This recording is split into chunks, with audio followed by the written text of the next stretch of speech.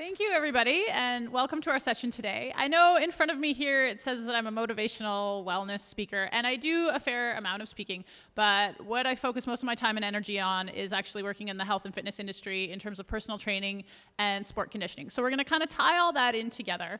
Just by show of hands, just curious out there, how many of you have ever worked with a personal trainer or a sport conditioning coach before? Just raise your hand.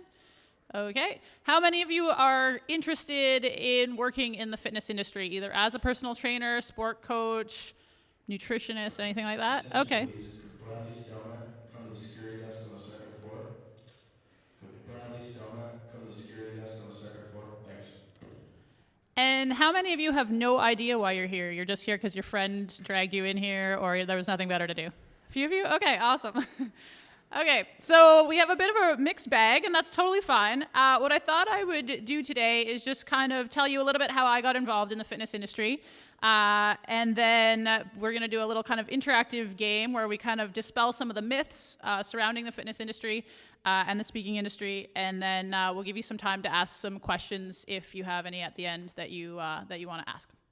All right, so I'll just start a little bit with my background. I kind of fell into the fitness industry by accident, actually. I was always super into sports. I loved playing sports, but doing the training for the sports was never really my favorite. So I don't know if anyone here can relate to that, but I remember being able to play soccer all day long, but as soon as somebody said that I had to go for a run, that wasn't so much fun. Or playing basketball or volleyball, great time, but if someone said I had to do some training or running to get better at that, I really wasn't very good at it. I remember when I was in grade 8, we had to do some fitness testing in physical education class, and I was always known as the girl who was really good at all the sports. But then when we did the fitness testing, has anyone had to do that push-up test where you have to do as many as you can, and all your friends are there and they're kind of watching you, and they think that you're going to be really good at it because you're so good at all the sports, and you try as hard as you can, but all you can do is 3 push-ups, which is really not very good. So that might have happened to me. And at the time, again, I didn't really care so much because I just wanted to participate in the sports and I wasn't really focused on the training. Until I got into high school where I had some really good coaches and trainers working with our teams, and they sort of helped shed some light as to how doing that fitness training could help us in our performance in the sport. And so I was lucky enough to work with some trainers when I was doing some track and field and volleyball, and I could see that I was getting better at the sports by doing the training on the side. And before I knew it, I was actually bossing people around in the weight room at my school gym. So I would see teammates of mine who were doing their exercises incorrectly, and I would go and correct them, or I would help them with their workouts. And so I didn't really know it at the time, but I guess I was already kind of a little bit planting the seed for me to be a personal trainer later on. From high school, I went on into university, and again, super interested in sports, but I wanted to teach sports, so I didn't do any personal training specific stuff. I just did a physical education program with the hopes of working in a high school with students such as yourselves and teaching in the gym. I loved that part and teaching and talking about sports all the time, but I didn't like how I was stuck in school all day long. Does anyone ever have that feeling, being stuck in school? Not always your favorite? It's really important that you get through that because that will give you the tools that you can kind of choose a job that you can pick and choose your hours. And so that's what I did. I took all the skills I learned from teaching physical education in gyms to students, and then I kind of created my own schedule. So I would work in a fitness center some mornings, and then I would create my own fitness classes and teach those at night. And so that gave me a little bit more flexibility in my schedule that I really enjoyed.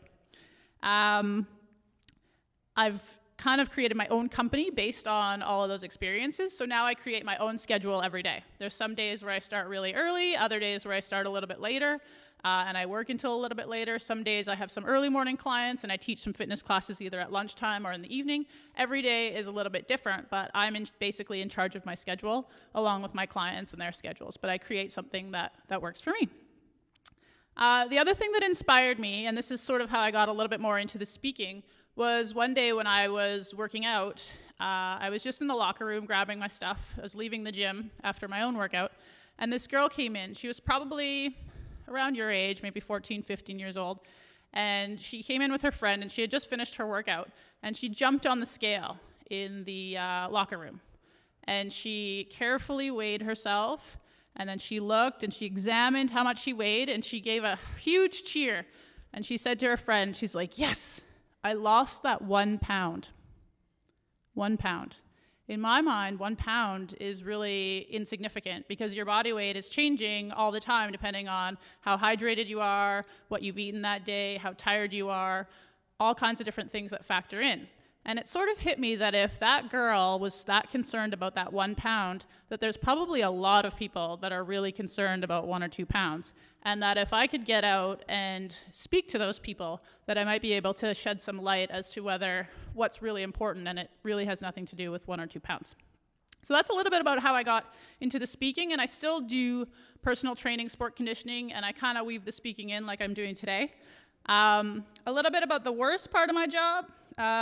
People always ask me what's the most horrible thing. To them, they think it's getting up at 5 in the morning to train clients at 6. I actually don't mind getting up early, so that's not the worst part for me, although it might be the worst part for some people. The worst part for me is being judged on what I eat.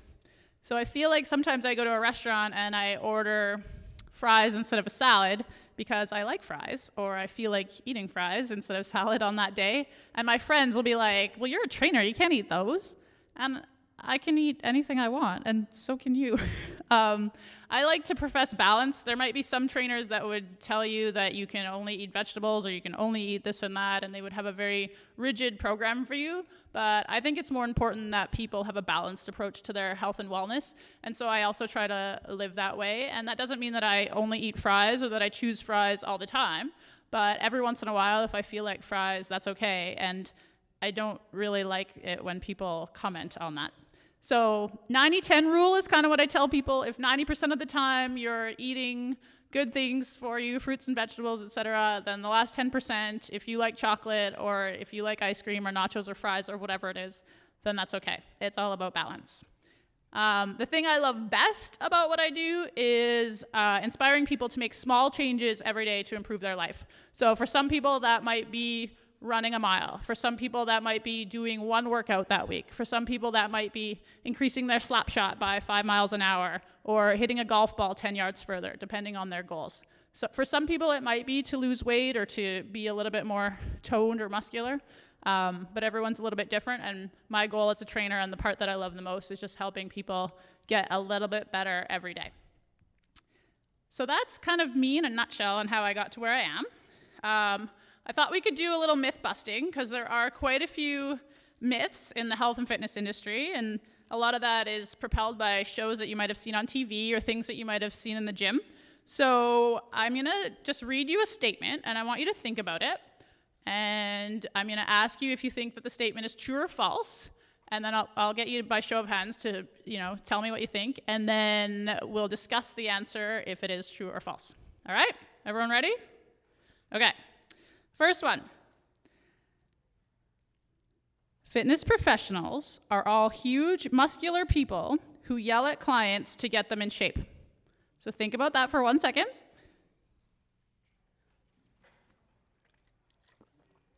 Who thinks that's true? Who thinks it's false? Okay, good. There are some personal trainers who are huge and muscular, and they may yell at people, but not all trainers are like that, contrary to what you may see on TV. And that's a good thing, because most people don't like being yelled at. I don't know about you, but I don't like being yelled at all. So I never yell at clients. I definitely motivate them or help encourage them if they're tired or they're worn down or they don't feel like doing whatever it is that they're doing. But again, it's all about balance and pushing them without hurting them. Okay, let's try another statement. Trainers work 9 to 5 every day. Who thinks that's true? Who thinks that's false? There are some trainers that might work 9 to 5 if that's the schedule that they want or if they're in a management position at a gym, but most trainers do not work 9 to 5 every day. So I kind of gave you a little hint earlier because I said that I have clients that start at 6 a.m., and that's true, not every day, but some days, crazy people that want to work out before work. And then I've got some clients that only like to train if they work 9 to 5, then they like to work out later at night. When I'm working with school-age kids, it's usually in the evenings because they're at school during the day. So And then I do teach some lunchtime fitness classes, and every day is a little bit different. Okay, so most trainers don't work 9 to 5, although if you really do want to get in the industry and you want to structure your day that way, you could try. All right, statement number 3. Once you get certified as a personal trainer, you're set. You know everything there is to know to be a good trainer. Who thinks that's true? You guys are a really smart group. Who thinks that's false? Just like everything in life, everything's changing, and the more you continue to learn, the more you'll be able to better service your clients. So for me, I went to university quite a while ago. There are so many things that I learned in university that I still use, but so many things that have changed. So when I work with clients now, a lot of the things that I'm telling them and helping them with is very different than how I learned to do things when I was in university. Or even now as an athlete, the way that I train is very different than how I trained as an athlete when I was in university. So fitness, health, I'm sure you've seen online, there's millions of articles that get released all the time. There's tons of information out there, and there's always research being done to help people get healthier, get stronger without being injured or getting sick.